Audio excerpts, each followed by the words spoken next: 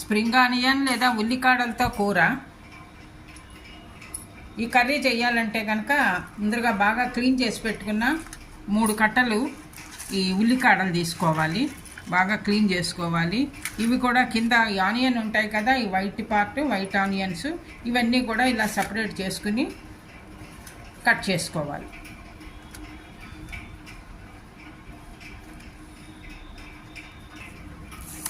ముందుగా ఈ వైట్ అన్నీ కూడా ఈ ఉల్లికాడలవి ఉల్లిపాయలు కట్ చేసేసుకుని ముందర పక్కన పెట్టుకోవాలి.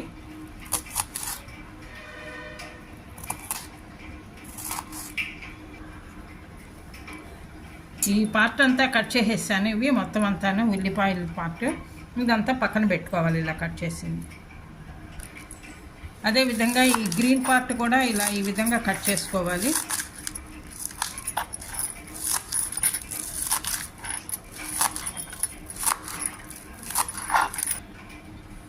ఈ గ్రీన్ పార్ట్ అంతా కూడా ఈ విధంగా కట్ చేసి పెట్టుకోవాలి. కర్రీ తయారు చేసుకోవడానికి ముందరగా కొద్దిగా పోపు వేసుకోవాలి. పోపుకి 2 స్పూన్లు ఆయిల్, నార్మల్గా వేసే పోపు దినుసులే 1 స్పూన్ శనగపప్పు, 1 స్పూన్ మినప్పప్పు, 1/2 స్పూన్ జీలకర్ర, 1/4 స్పూన్ ఆవాలు,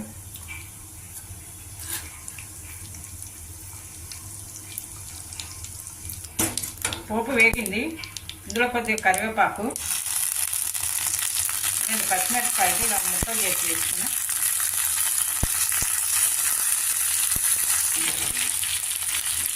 కరివేపాకు పచ్చిమిరపకాయలు వేగాయి. తర్వాత ఇవి ముందరగా కట్ చేసి పెట్టుకున్న ఈ పార్ట్ ముక్కలు ఆనియన్ కొద్దిగా పచ్చివాసన పోయేదాకా మగ్గించుకోవాలి. ఇవి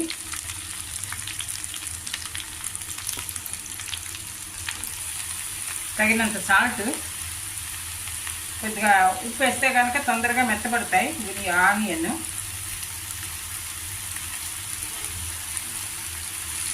స్పూన్ పసుపు, ఉల్లిపాయలు మగ్గాయి. కొద్దిగా ఇంగువ పొడి, ఇది పోపులో కూడా వేసుకోవచ్చు ఇంగువ.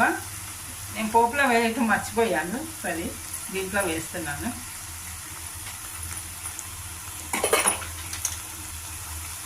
ఇప్పుడు ఇందులో ఈ కట్ చేసుకున్న ఈ గ్రీన్ పార్ట్ ఇది కూడా వేసుకొని మగ్గించుకోవాలి.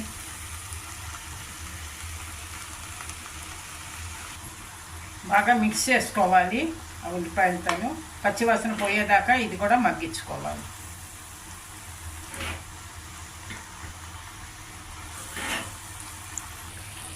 మధ్య మధ్యలో ఇలా కలుపుకుంటూ ఉండాలి. మగ్గుతోంది,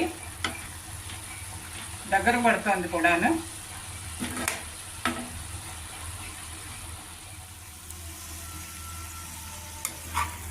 ఉల్లికాడలు ఉల్లిపాయలు కలిసి మగ్గుతున్నాయి.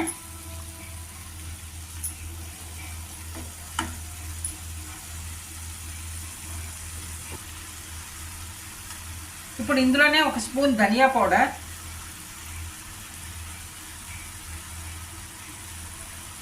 1/2 స్పూన్ జీరా పౌడర్, 1 స్పూన్ గరం మసాలా,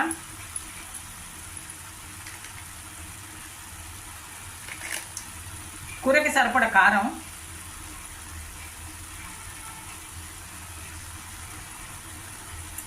బాగా మిక్స్ చేసుకోవాలి.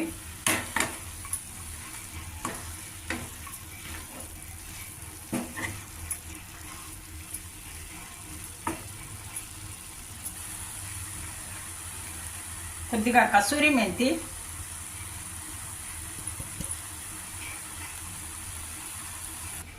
ఒక 2 స్పూన్లు శనగపిండి, వాటర్తో మిక్స్ చేసుకోవాలి శనగపిండిని.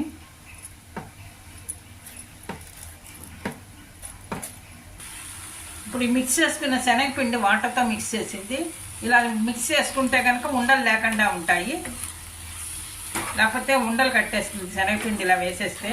అందుకని ఇలా మిక్స్ చేసుకుని వేసుకోవాలి.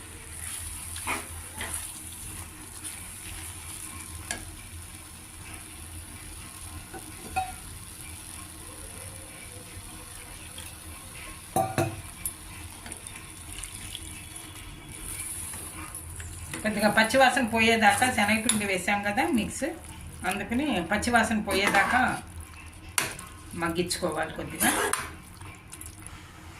శనగపిండి కూడా పచ్చివాసన పోయింది, కూర కూడా దగ్గర పడింది, మనకి కర్రీ రెడీ అయింది. సర్వింగ్ బౌల్లో తీసుకోవాలి.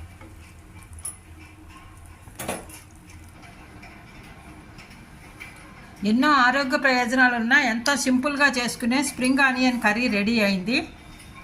ఇది చాలా టేస్టీగా ఉంటుంది. మనం వేడివేడి రైస్లోకి సర్వ్ చేసుకోవచ్చు, లేకపోతే చపాతీలోకి పుల్కాలోకి సర్వ్ చేసుకోవచ్చు. మీరు కూడా ట్రై చేసి చూడండి. ఈ వీడియో నచ్చితే లైక్ చేయండి, షేర్ చేయండి, సబ్స్క్రైబ్ చేయండి.